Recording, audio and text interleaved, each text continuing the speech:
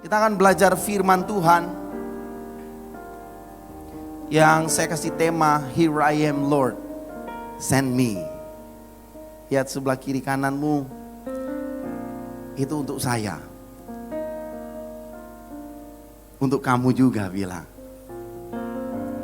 Supaya adil ya, Here I am Lord, send me. Nah saudara, saya ngobrol, bercerita dengan beberapa hamba Tuhan. Dan ada di obrolan itu, kami sepakat bahwa bagian yang paling sulit untuk dikhotbahkan adalah bagian tentang misi. Saudara juga sepakat ya. Kita bilang kalau bicara soal kesuksesan, khotbah tentang kesuksesan, kemakmuran, banyak orang mau dengar. Kesembuhan ilahi, banyak orang yang mau dengar ya. Tapi kalau soal misi agak kurang. Saya bilang itu karena kita kurang memberitakan misi, kurang mengajarkan misi kepada jemaat Tuhan. Kalau kita sering mengajarkan kebenaran tentang misi, memenangkan jiwa bagi Tuhan, detak jantungnya Tuhan, sering kita beritahukan kepada jemaat, kita beritahukan kebenaran kepada jemaat, maka jemaat akan menghidupi. Yang setuju katakan amin. Kadang jemaat bukan tidak mau melakukan kebenaran firman Tuhan, tetapi karena kita tidak tahu bagaimana cara melakukannya. Betul ya? Kita mau bersaksi tapi kadang kita tidak tahu caranya bersaksi. Tapi saya berdoa supaya ketika kita mengerti, tahu detak jantungnya Tuhan, tahu tujuan Tuhan menyelamatkan kita, maka kita akan berkata, Here I am Lord, send me. Kasih senyum kiri kananmu. Ada sukacita di rumah Tuhan ya. Senang bisa duduk di samping saudara. Nah saya suka dengan gereja sidang jemaat Allah. Karena gereja sidang jemaat Allah sedang mencanangkan suatu gerakan yang besar. Gerakan akbar. Ini gerakan ini sudah diberitahukan di kongres ya. Sebelumnya juga sudah.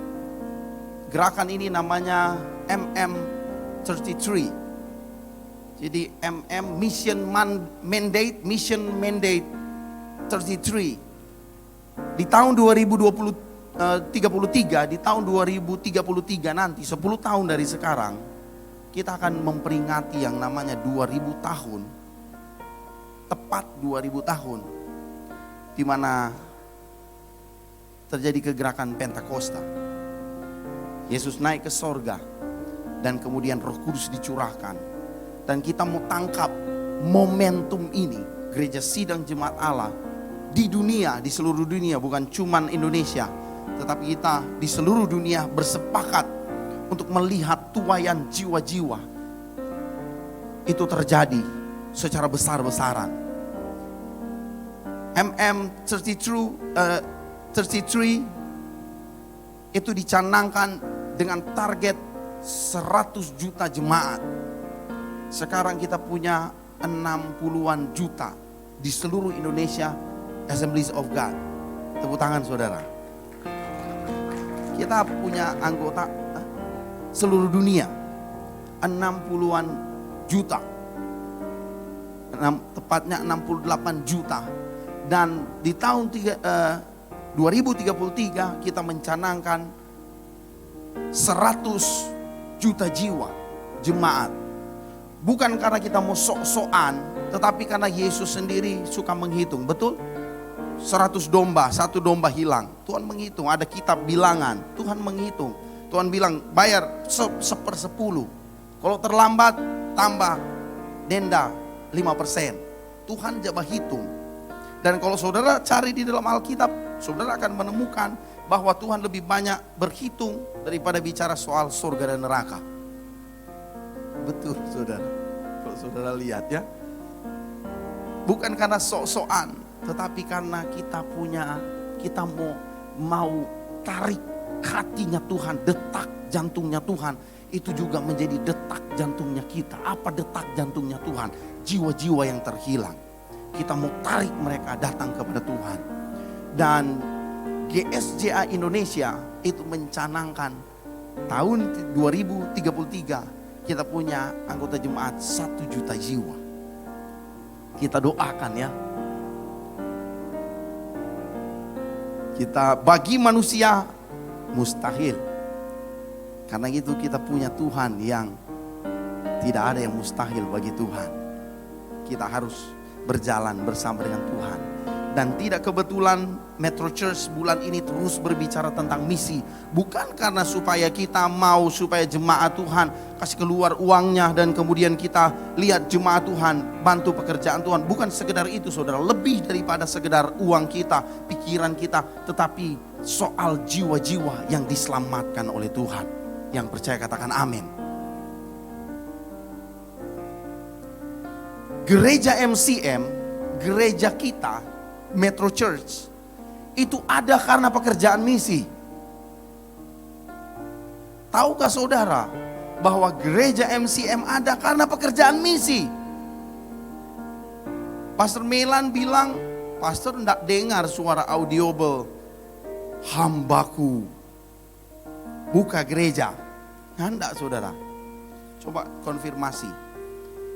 Tetapi ada pimpinan gereja kita, Badan Pengurus Pusat, Departemen Misi Indonesia Timur yang kemudian berinisiatif atau Tuhan memakai pemimpin gereja ini untuk punya visi mendirikan gereja kota. Akhirnya gereja MCM berdiri sampai saat ini. Dari 0 jiwa, ya bukan 0 ya. Dari Pastor Melan, keluarga Pastor Melan, Kak Gil dan Ivi ya. Gilian Ivi sudah ada ya. Gilian Ivi sudah ada. Tuhan mulai bekerja. Kemudian Tuhan tambahkan.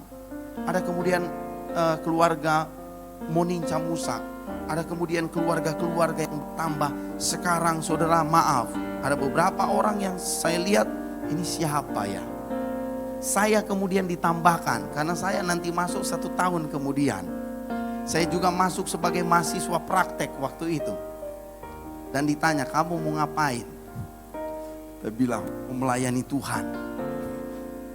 Dan sekarang saya ada di gereja ini karena pekerjaan misi. Dan kalau Tuhan bisa bekerja melalui pekerjaan misi, melalui gereja ini, Tuhan juga harusnya akan bekerja terus lebih dahsyat untuk gereja kita. Karena ada orang-orang yang tahu hatinya Tuhan. Ada jemaat Tuhan yang mengerti hatinya Tuhan, yang menangkap hatinya Tuhan, yang kemudian menghidupi hatinya Tuhan. Tuhan akan memakai gereja kita untuk menggenapkan amanat agung. Saudara percaya? Tuhan memakai gerejanya untuk menggenapkan amanat agung. Yang percaya bilang amin. Mari kita lihat saudara. Kenapa gereja? Matius 28 ayat 18 sampai 20. Dan kemudian kita akan membandingkannya dengan Matius 16 ayat 18 sampai 19. Kita akan membandingkan kedua bagian ini supaya kita mengerti bahwa tanpa gereja, tanpa amanat agung, tidak mungkin ada gereja. Gereja tanpa amanat agung bukanlah gereja. Orang percaya tanpa amanat agung bukanlah believer, orang percaya. Gereja adalah amanat agung. Dan tanpa amanat agung, gereja bukanlah gereja. Tanpa amanat agung, gereja seperti singa ompong. Saudara tahu singa ompong? Menakutkan, tetapi tidak berbahaya. Tidak kehilangan kekuatan. Kelihatannya menakutkan, tetapi kehilangan kekuatan. Matius 28 ayat 18 sampai 20 berkata begini. Kita perhatikan ya. Yesus mendekati mereka dan berkata, "Kepadaku telah diberikan segala kuasa di sorga dan di bumi. Karena itu pergilah, jadikanlah semua bangsa muridku, dan baptislah mereka dalam nama Bapa dan Anak dan Roh Kudus, dan ajarlah mereka melakukan segala sesuatu yang telah kuperintahkan kepadamu. Dan ketahuilah aku menyertai kamu senantiasa sampai kepada akhir zaman." Kemudian saudara, kalau saudara bawa handphone yang ada, smartphone yang ada aplikasi Bible, Alkitab di sana, saudara tahan di Matius 28 ayat 18 sampai 20. Dan saya minta tim multimedia akan menampilkan ayat Matius 16 ayat 18 dan 19. Ini akte pendirian gereja. Ini di mana Yesus mendirikan gerejanya. Matius 16 ayat 18 sampai 19 berkata begini, "Dan aku pun berkata kepadamu, engkau adalah Petrus, dan di atas batu karang ini aku akan mendirikan jemaatku. Dan alam maut tidak akan menguasainya. Kepadamu akan kuberikan kunci kerajaan sorga. Apa yang kau ikat di dunia ini akan terikat di sorga, dan apa yang kau lepaskan di dunia ini akan terlepas di sorga." Mari kita lihat kemiripan yang sangat mirip dari kedua bagian ini. Bagian ini berbicara tentang amanat agung, Matius 28. Tetapi di bagian Matius 16 itu berbicara tentang gereja yang didirikan oleh Tuhan. Matius 16 tentang gereja, Matius 28 tentang amanat agung. Tetapi di dua bagian ini, Yesus sendiri yang berbicara. Dan kemudian di dua bagian ini, Yesus kemudian menunjukkan kesamaan antara gereja dengan amanat agung. Amanat agung dan gereja tidak bisa dipisahkan. Karena gereja tanpa amanat agung bukanlah gereja. Mungkin akan ada gereja yang hebat, gereja yang besar, gereja yang terkenal, tetapi tanpa memberitakan Injil, tanpa amanat agung, bukanlah gereja. Kita harus menjadi gereja yang benar-benar gereja sesuai dengan panggilan Tuhan, sesuai dengan tujuan, rencana Tuhan menciptakan, mendirikan gereja itu. Mari kita lihat. Yang pertama, Matius 28 ayat 18 berkata, Yesus mendekati mereka dan berkata, "Kepadaku telah diberikan segala kuasa di sorga dan di bumi." Yesus memberikan kepada orang yang mau pergi untuk melaksanakan amanat agung, kuasa, segala kuasa di sorga dan di bumi. Dan kemudian ketika Yesus mendirikan gereja, Yesus kemudian berkata di dalam ayat yang ke-19, "Apa yang kau kepadamu akan kuberikan kunci kerajaan sorga. Apa yang kau ikat di dunia ini akan terikat di sorga. Apa yang kau lepaskan di dunia ini akan terlepas di sorga." Yang mengerti ini ayat ini sama bilang amin. Apa yang kau ikat di dunia ini akan terikat di sorga. Apa yang kau lepaskan di dunia ini akan terlepas di sorga. Kepadaku telah diberikan segala kunci kerajaan sorga. Tuhan memberikan kita kunci, kuasa untuk melepaskan. Tetapi Tuhan berikan kunci, kuasa kerajaan sorga untuk melepaskan dan mengikat di sorga dan di bumi. Itu hanya akan berlaku ketika kita bersama-sama sebagai gereja melakukan amanat agung. Tanpa amanat agung, kuasa kerajaan sorga, apa yang kau lepaskan di dunia ini akan terlepas di sorga. Yang kau ikat di dunia ini akan terikat di sorga. Itu tidak berlaku, saudara.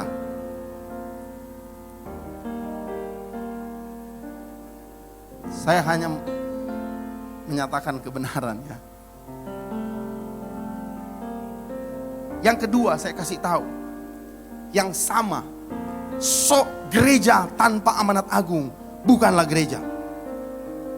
Karena gereja bukan soal mimbarnya. Kalau gereja mimbarnya mesti besar, ya? 3 tingkat. Woi, tinggi sekali pendetanya. Atau itu kuno, gereja harus metro. Mereka tanya, beli di mana? Supaya tidak ada yang tanya-tanya lagi, pastor, beli di mana kata sampai mimbar? Beli di Australia. Bukan soal mimbar, alat musik yang bagus, ya, tapi soal amanat agung. Yang kedua, yang sama. Karena gereja tanpa amanat agung bukanlah gereja. Dan tanpa gereja tidak akan bisa kita genapi amanat agung. Kita lihat selanjutnya. Karena itu pergilah, jadikanlah semua bangsa muridku, dan baptislah mereka dalam nama Bapa dan Anak dan Roh Kudus, dan ajarlah mereka melakukan segala sesuatu yang telah kuperintahkan kepadamu, dan ketahuilah aku menyertai kamu senantiasa sampai kepada akhir zaman. Kemudian firman Tuhan bilang, ayat 18 Matius 16 bilang begini, dan aku pun berkata kepadamu, engkau adalah Petrus, dan di atas karang ini aku akan mendirikan jemaatku, dan alam maut tidak akan menguasainya. Aku akan menyertai kamu senantiasa sampai kepada akhir zaman. Sampai alam maut. Cinta kita berdua sampai maut memisahkan. Sampai akhir zaman itu artinya. Jadi sekarang kita percaya bahwa gereja tanpa amanat agung bukanlah gereja. Dan amanat agung tanpa gereja itu tidak akan bisa dipenuhi. Karena itu Tuhan akan memakai gerejanya, kita gereja Tuhan, untuk melaksanakan amanat agung terjadi di bumi ini. Saudara siap? Yang siap katakan, Here I am Lord, send me. Gereja tidak pernah berbicara soal gedung. Karena tanpa gedung, gereja tetap ada. Ya, ada gereja bawah tanah. Saya pergi ke Malaysia, saya baru lihat gereja seperti itu. Luar biasa. Saya dengan Brother Paski, saya tanya, Brother Paski tanya pakai bahasa Inggris, karena Brother Paski, Pastor Paski fasih berbahasa Inggris. Saya kalau bahasa Inggris patah-patah saudara, tapi saya mau belajar. Brother Paski tanya sama bahasa Inggris, ada orang yang bukakan pintu kan, pakai bahasa Inggris, tidak tahu. Saya pikir dia Melayu, saya pakai bahasa Melayu, bahasa Indonesia. Tidak ngerti dia cuma tunjuk. Kita orang naik gitu. Digemboklah kita saudara. Pakai terali besi pintunya. Tanya sama abang, dikunci dari luar. Saya sama abang Paski bilang, kita kalau kebakaran mati kita berdua di sini. Di lantai 2 soalnya, naik tangga kecil, pintunya kecil, digembok kita. Seperti kita di penjara. Tapi kita percaya saja, sebagai gereja Tuhan, tubuh Kristus, kita percaya saja.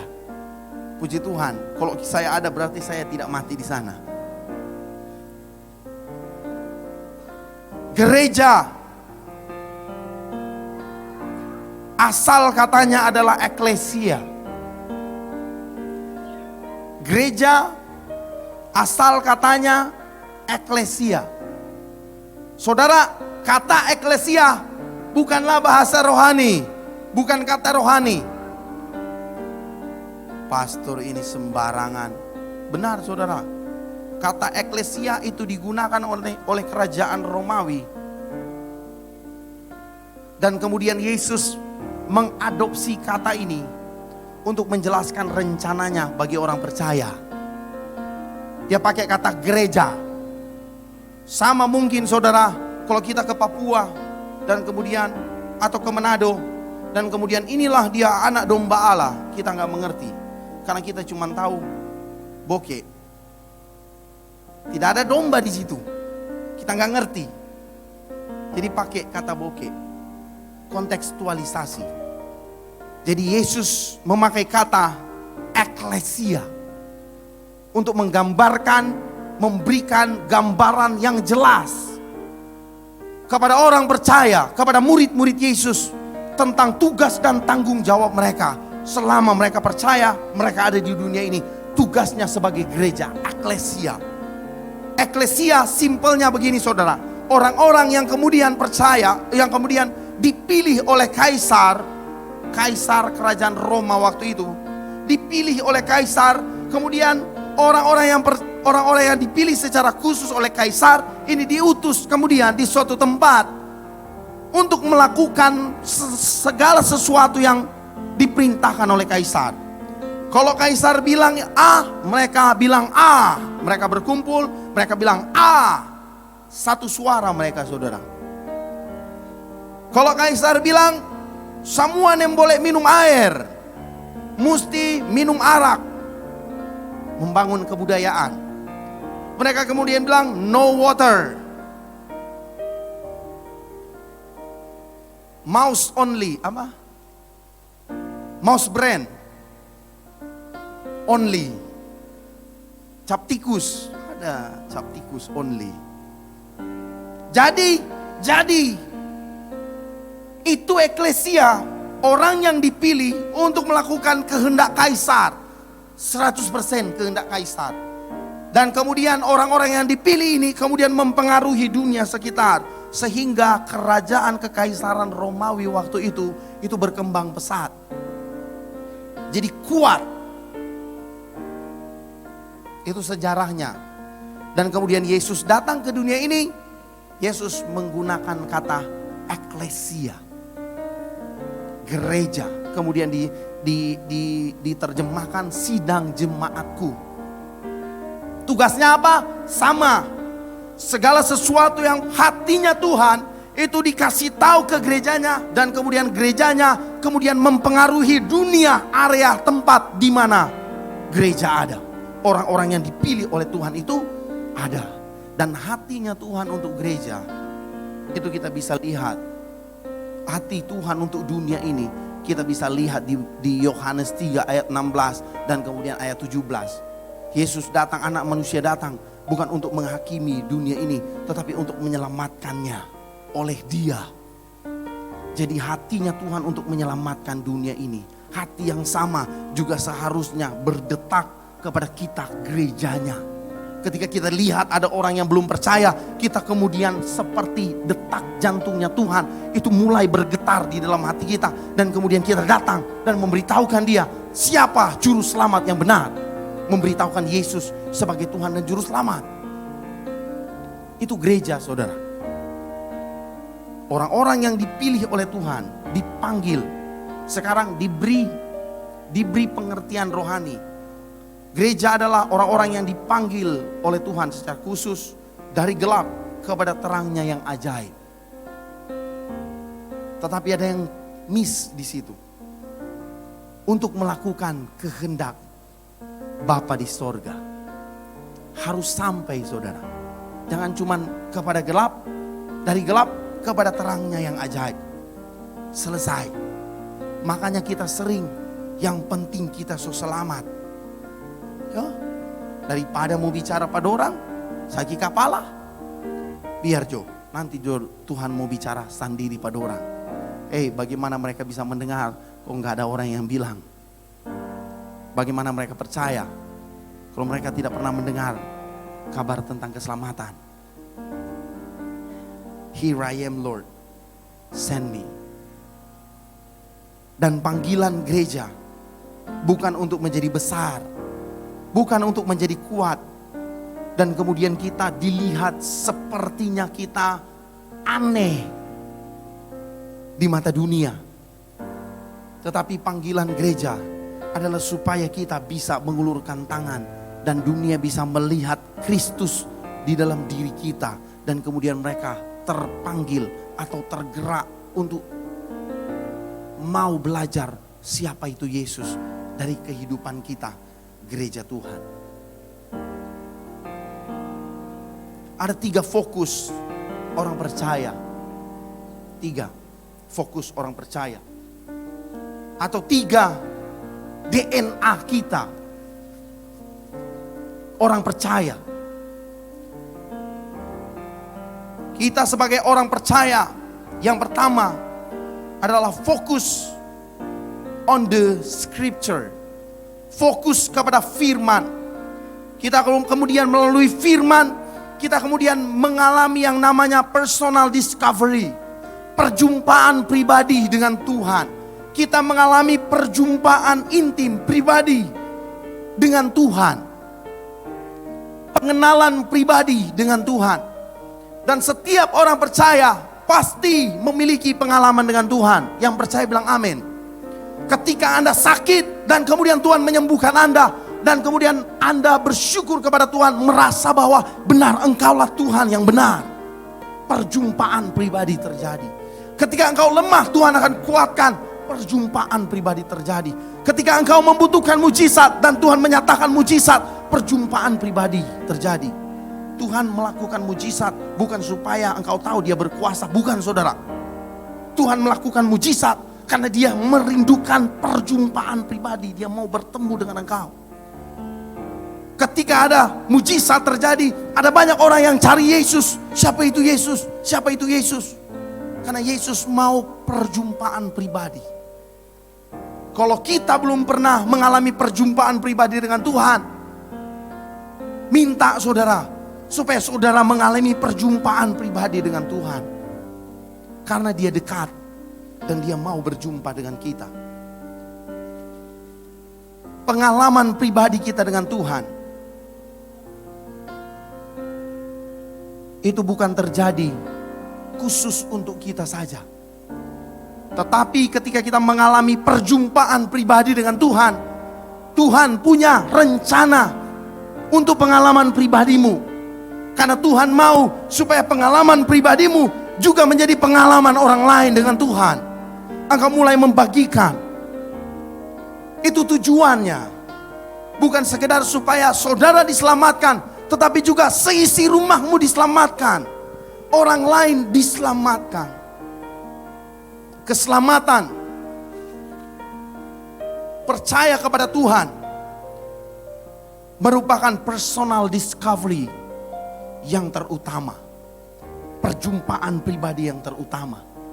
Makanya Tuhan bilang, "Hei Simon, jangan dulu bangga. Karena kalau Bapa tidak nyatakan, kamu tidak akan mengerti. Bapa menyatakan, dia mengerti, engkaulah Mesias, anak Allah yang hidup." Ya, Simon Petrus bilang begitu. Karena Bapa menyatakan. Personal discovery yang terutama adalah keselamatan. Percaya, iman kita kepada Tuhan. Engkau mungkin tidak mengalami getaran-getaran secara fisik. Engkau mungkin tidak mengalami merinding di bagian kepala, di bagian belakang. Tetapi ketika imanmu mulai percaya kepada Tuhan, engkau pasti diselamatkan. Sharingkan keselamatan yang kau dapatkan. Yang kedua saudara, fokus on the obedience. Ketaatan. Fokus kepada ketaatan dalam melakukan firman. Ketika engkau mengalami perjumpaan pribadi diselamatkan oleh Tuhan, maka engkau punya hati. Engkau rindu supaya engkau diselamatkan. Engkau rindu supaya engkau melakukan firman Tuhan, mentaati firman Tuhan. Engkau mulai berusaha untuk belajar firman Tuhan, menggali kebenaran firman Tuhan, dan engkau mulai melakukan firman Tuhan. Makanya ada begitu banyak orang Kristen yang kemudian berbondong-bondong datang di hari Minggu, kemudian mereka beribadah kepada Tuhan. Kenapa? Karena kita didorong oleh keinginan kita untuk mentaati firman Tuhan. Kenapa ketika kita tidak memberikan persembahan, kita mulai merasa bersalah. Bukan karena Tuhan yang menuduh saudara, tetapi karena kerinduan saudara, kerinduan kita untuk mentaati firman Tuhan. Ketika kita melakukan kesalahan, kita kemudian merasa bersalah. Tuhan, kenapa ini terjadi? Kenapa saya melakukan ini? Itu karena keinginan kita untuk mentaati firman Tuhan. Karena kita mengalami perjumpaan pribadi yang menggerakkan kita untuk mentaati firman Tuhan. Dan banyak orang percaya, orang Kristen, stop di bagian ini. Kita kemudian berusaha untuk mentaati firman Tuhan, melakukan kebenaran firman Tuhan, berdoa kepada Tuhan supaya kita bisa menjadi serupa dengan Kristus, menjadi benar, menjadi hidup kudus, melakukan kebenaran firman Tuhan, hidup memuliakan Bapa di sorga. Kita kemudian stop di bagian ini. DNA kita sebagai orang percaya tidak bisa berhenti di bagian ini. kita harus ke bagian yang ketiga, yang namanya fokus on the share with others. Fokus untuk membagikan pengalaman pribadi, keselamatan kita, pekerjaan Tuhan yang besar di dalam hati kita. Kita fokus untuk menceritakan itu kepada orang lain, untuk membagikan itu kepada orang lain. Saudara, kalau tidak ada orang, tidak ada sahabat saya yang menolong saya, yang membawa saya kepada Tuhan, saya tidak ada di tempat ini sekarang. Kalau tidak ada sahabat saya, dia cuma bilang, ayo orang pergi di gereja. Kita bilang, mau apa? Iko jodeng kita. Kita tanya, lama? Nyandak lama? Dia bisa berdusta itu nyandak lama atau tidak? Karena bagi kita ndak lama itu ya setengah jam. Ya mungkin bagi dia ndak lama itu doa semalam. Saya terjebak di doa semalam, saudara. Saya malu mau keluar. Saya ingat kita lihat ada duduk di muka gembala, pendeta. Aduh Tuhan, kong waktu itu kita komang kaki notu kram. Baru kali itu kita mau doa semalam. Tapi saat itulah Tuhan menjamah hati saya. Dan saya ada sekarang. Kalau Tuhan tidak menggerakkan Andreas, kalau Tuhan tidak menggerakkan Andreas, tidak akan ada Simon Petrus. Ya. Kalau Tuhan tidak menggerakkan Iman, tidak akan ada Niko. Saudara, saya minta tadi 5-7 orang maju dengan cepat karena waktu saya tinggal 8 menit.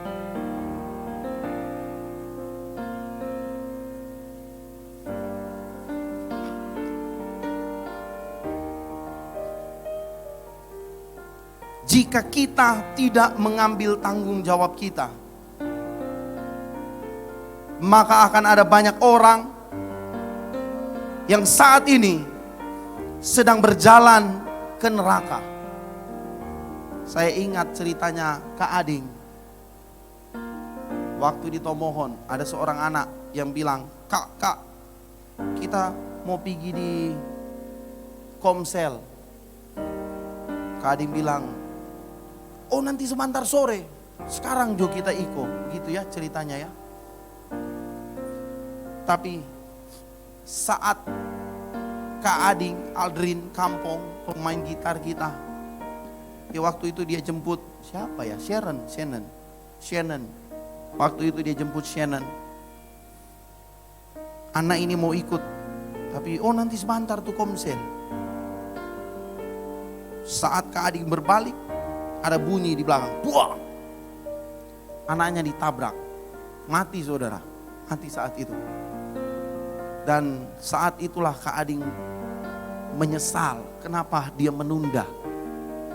Kenapa tidak langsung, kamu mau ikut, ayo ikut saya sekarang. Kemungkinan anak itu tidak mati. Mungkin ada orang yang bilang, so dia pe jalan itu. Belum tentu saudara. Mungkin ada yang bilang dia sudah so sampai di situ dia pe garis. Tapi kalau Kak Ading ada ceritakan Kristus, Yesus, mungkin garisnya di situ. Tetapi kekekalan itu beda saudara. Terima kasih. Saya tidak akan mempermalukan kalian. Maju satu langkah ke depan. Ya saudara, saya menceritakan Kristus kepada Agnes. Agnes percaya dan menerima Yesus. Dan kemudian Agnes berhenti dengan mengagumi keselamatan yang dia terima. Hidup sesuai dengan firman Tuhan, menjadi seorang pelayan yang setia.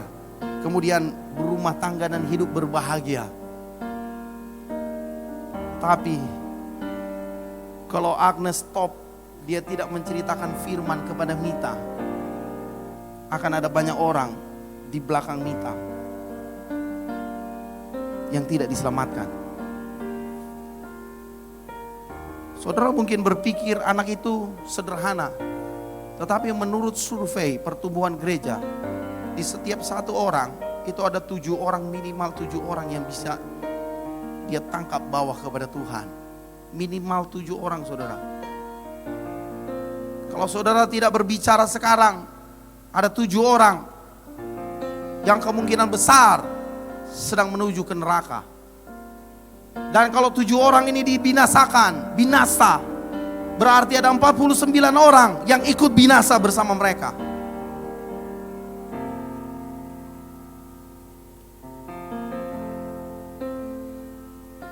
Ayo kita berpikir dan tangkap hati Tuhan.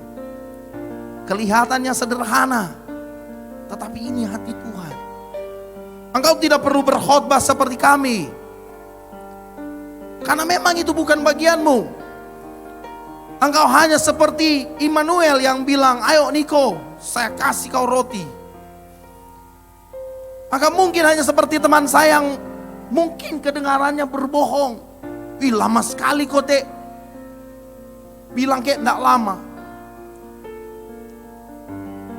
Tapi bagi saya lama itu. Tapi bagi dia kan tuh enggak lama, setengah 1 hari, 1 malam.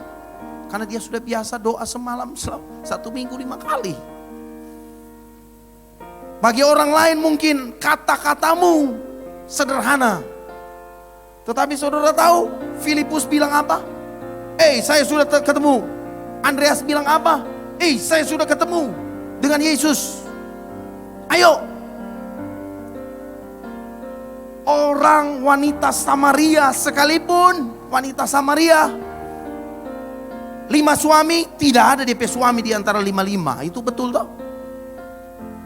Dia ketemu Yesus, dia bilang, apakah dia Yesus yang kita sering dengar itu? Dia juru selamat Mesias. Aku ketemu dengan dia dan dia bilang semua tentang aku. Betul. Dan kemudian orang, kalau mau pikir saudara, gak ada orang yang mau percaya kepada wanita pezina. Betul.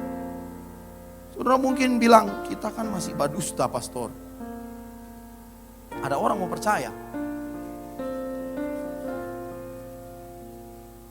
5 DP suami, nya ada satupun yang DP suami.